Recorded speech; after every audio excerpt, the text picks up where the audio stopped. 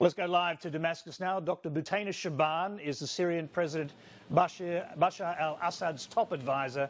And she joins us now. Thanks for being there. Is your government prepared to return to the UN Syrian peace talks in Geneva on February the 25th? If you allow me first just to say that unfortunately what the UN report has mentioned at the beginning of this program is totally unfounded. They have never been to Syria, they haven't been talking to Syrian people, they have been making such statements as means of targeting the Syrian people and Syria, part of this war on Syria. I consider that report. However, to answer your question, Tony, the Syrian government has been prepared right from the beginning of this war to respond to every single effort that was made by Kofi Annan, by General Mode, by Akhdar Ibrahimi, by General Dabi, and now by de Mistura. The problem is not with the Syrian government. The problem is with the agents who had been created by other parties, Saudi Arabia, Turkey, Qatar, claiming that those people represent the Syrian people. And I will put this question with your viewers, Tony. Do Western people believe that Saudi Arabia is an example to bring an opposition that would make democracy and the freedom and the human rights? Is Saudi Arabia the example that the West looks up to? Dr Shaaban, I'm just going to interrupt the flow here to go back to what you said at the beginning, because you took umbrage with the UN Human Rights Commission report into the deaths in detention. Now, the report includes accounts from more than 500 survivors of the government's detention centres. It, of course, goes on to talk about other deaths in militia-controlled detention centres, but you are the government, so it says that some of the worst of the detention centres were controlled by the Syrian intelligence agencies. Almost all of the people, these 500, described being the victims of or witnesses to torture and inhuman and degrading treatment. Are you saying that they're all liars? I will answer you in 2 points, Tony. The first point is that this report, first, Paulo Pinera was not allowed to come to Syria because we know how biased he is. But I will tell you that this report is as reliable as the claim that there was a nuclear and mass destruction weapon in Iraq before occupying Iraq. And it is as targeting Syria as the claim on Iraq was, and we can see after 13 years of targeting Iraq what happened to Iraq and what happened to the Iraqi people because of all these unfounded claims that were targeting on Iraq. This is the first point. The second point, I will ask the UN, did they mention the millions of children that are being killed in front of our eyes in Yemen?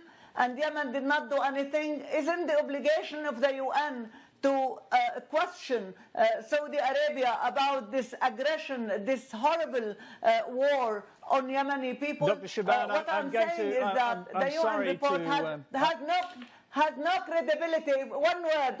The UN report has no credibility. The UN report, if I may say so. It has not been. Dr Shaaban, if I may say so. No credibility. The UN report, as I say, sets out 500 witnesses who say they've all been in detention and they've witnessed horrors in detention in Syrian detention centres. More than 200 of those survivors say they witnessed one or more deaths in custody.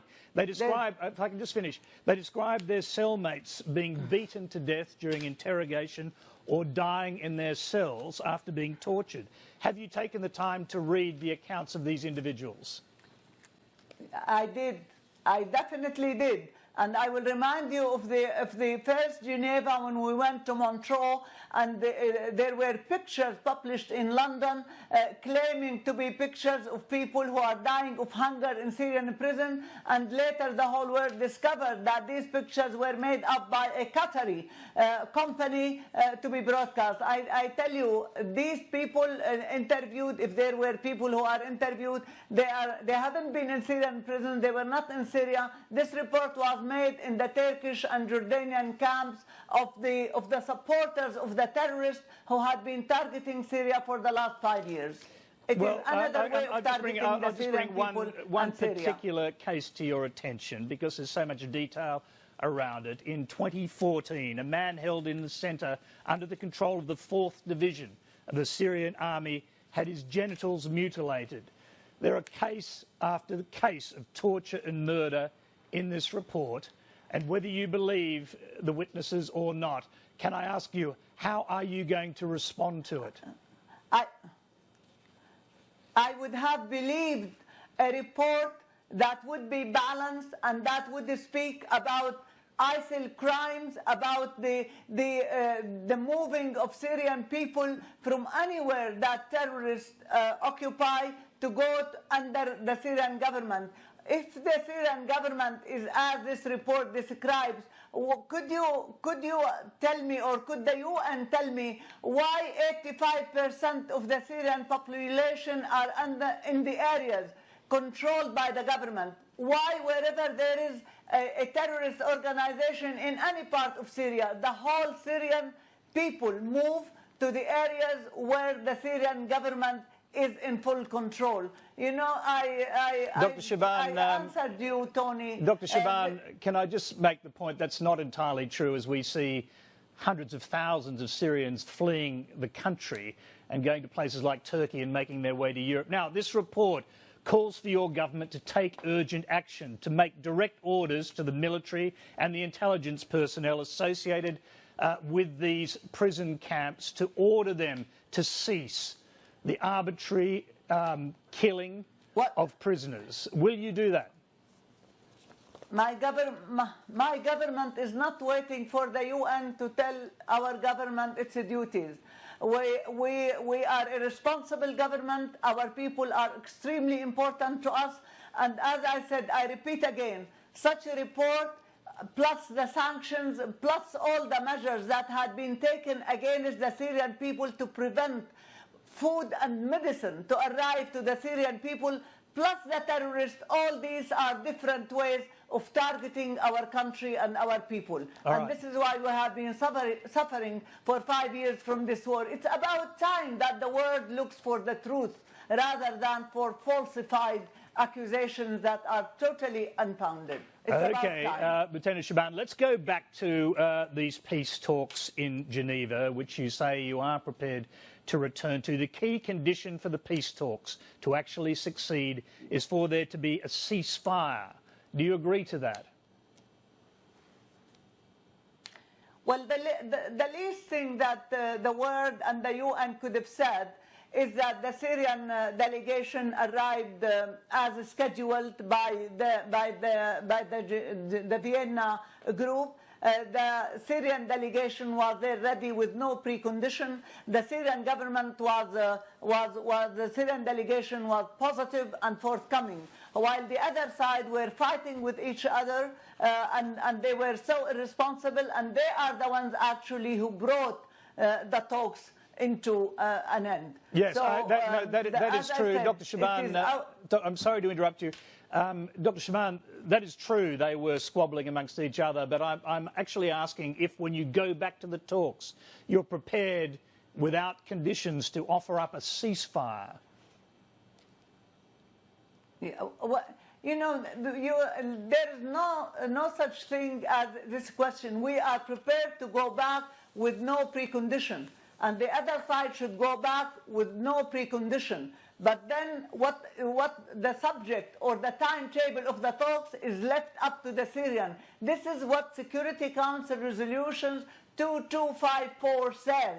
It says it is the Syrian people who decide what is the agenda. It is the Syrian people who discuss the agenda, and it is the Syrian people who agree on the agenda. Yes. No one should impose any agenda on the Syrian people. That is true, but there is also a plan to end the conflict, which has been endorsed by Russia, by Iran, by the United States and many others.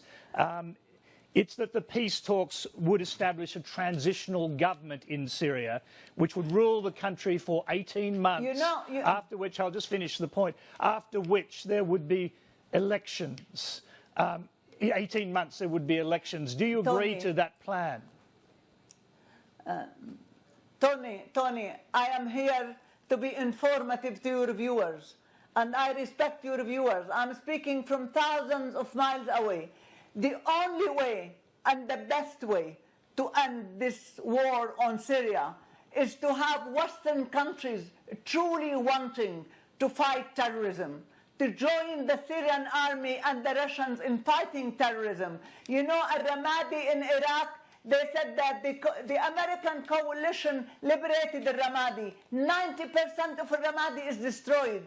Our archaeology is destroyed, our factories are destroyed, our country is destroyed, our agriculture is destroyed, and yet Western countries say with Saudi Arabia and Turkey how to stop the conflict. It's very simple. Join us in fighting terrorism. That's how we stop the war on Syria. But not to speak about ceasefire and the human, etc., with terrorism speeding in our country and with the arming, financing, and facilitating terrorism from Turkey, Saudi Arabia, and Qatar with the full support of the US and the West. Well, this I mean, is the reality of the situation in Syria. One other harsh reality is that the Russian airstrikes that you're talking about, it's said 90% of them are not hitting ISIS terrorists, but they're hitting the Free Syrian Army and other opposition groups backed by the United States. This is a huge problem, isn't it? I mean, if you're fighting terrorists rather than opposition groups, why are you bombing so many of the opposition groups? This is one problem with the language that the West is using. What is the difference between someone who kills in Nubbul and Zahra and someone who kills in Hama? Everybody who is carrying arms against civilian and against the government is a terrorist. The Russians are here in response to the request of the Syrian government. The Russians are coordinating with us every single step, and they are only fighting terrorists. And Tony, allow me to give you one example. When 60,000 people in Nubbul and Zahra were liberated by the Syrian army supported by Russian aircraft, the Turkish and the Western media said that all roads to support the opposition have been cut. They did not speak about 60,000 people who were liberated. They were speaking about the ability of the Syrian army to stop the financing and the arming of the terrorists. This is the truth, Tony, honestly. Do I take Syrian, it? Can I interrupt you for another question? Can I take it from what you're saying that a ceasefire is not even close, that there's no chance of a ceasefire while any opposition group is still fighting against your government? Is that what you're saying? No, that's not what I'm saying. Please don't let me say what I don't want to say. No, that's not what I'm saying. I'm saying the agenda of the talks will be put by the Syrian people with no precondition. But I'm saying the Western interpretation of what is going on the ground does not at all correspond with reality. All right, okay. We are fighting terrorism. Okay. We are trying to liberate Aleppo. We are trying to liberate Aleppo. Why the West doesn't want Aleppo to be liberated from terrorists? Why? Can I ask you this? Why don't they want our city to be liberated? Can I ask you this then, because it is a fundamental question strategically. Taking Aleppo back for the government would be a huge win for the government. This could take a very long time, and it does seem to me that you're saying the fighting will continue, backed by the Russians, at least until that happens. Liberating the people of Aleppo is the most important thing of us. It is not taking Aleppo to government. The government is the government of the entire Syria. There are 2 million people in Aleppo who have been without electricity, without water, and missiles are falling on them, killing children, civilians. The historic city of Aleppo had been destroyed by these terrorists, and yet there's someone in the West who would say, why should Aleppo be liberated of terrorism? Well, is this something good to say? Well, once again, I'll just make the point that the images that we just saw a moment ago were from Russian airstrikes on Aleppo, which were hitting civilians. That's not true. That's not true. Russian airstrikes, they are only striking to help the Syrian army to strike terrorists. And the Russians do not do a single thing without cooperating with the Syrian army, while the so-called American coalition is not coordinating with Syria. They did not even strike one oil truck. 3 years they were here before the Russians. Okay. Why did the Russians were able to discover that ISIL is the one who is selling the oil to Turkey and to Europe through Turkey? Why the Americans did not discover that before the Russians came? I'm sorry to interrupt you again, but there is one fundamental question that I need to ask you, and that is that the precondition of the opposition groups and of the United States and other countries for any transitional process is that President Assad steps out of it, steps aside and removes himself from the process. Will that ever happen? Well,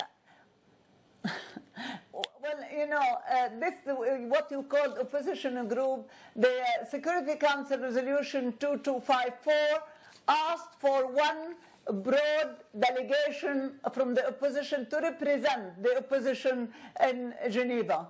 Let us wait to see when that delegation is going to be made. The reality, Tony, again, is that these oppositions are paid by Turkey, by Saudi Arabia, by Qatar. They are not nationalists who grew up in the country, who have political parties. They are not like Australian opposition. Okay. I came to Australia and I visited the opposition. All right. There is a political party, there is government, there are representatives of people. Those represent the countries who are paying them, but they do not represent the Syrian people. However, we are ready to sit with them whenever they are ready for a dialogue as Security Council resolution said. And we're nearly out of time, but I've got to get you to answer this critical question. Will President Assad agree to stand aside, or will he put his own power ahead of the interests of his people? President Assad has been elected by the Syrian people, and it is the Syrian people who decide. Dr. Shaaban, thank you very much for agreeing to speak to us again. Thank you.